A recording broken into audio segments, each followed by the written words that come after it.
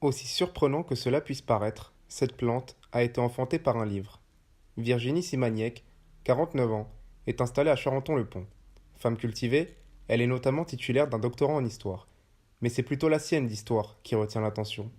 En effet, depuis 5 ans, elle s'est lancée dans une singulière démarche. J'ai trouvé ces papiers, qui sont des papiers qu'on appelle à ensemencer. Ce sont deux très fines feuilles de papier de riz qui sont collées l'une contre l'autre et entre lesquelles on a glissé des graines.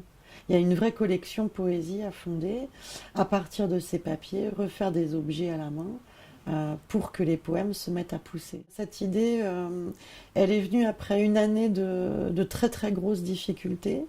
Je pense que j'avais besoin de trouver quelque chose qui me permette de recommencer à fabriquer avec mes mains. Pour moi, c'était important. Du coup, j'ai créé ça. J'ai lancé un peu sur un coup de tête en me disant que c'était positif, que moi, ça me faisait du bien en fait. Et manifestement, à en juger par l'engouement de certains lecteurs, ces jeunes pousses ont porté leurs fruits.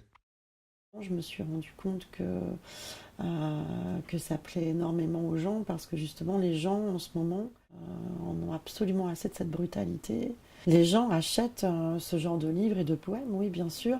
Je pense qu'en fait on est dans une mutation complète, c'est-à-dire que même les lecteurs et les consommateurs sont aujourd'hui en train de réfléchir à ce qu'ils achètent.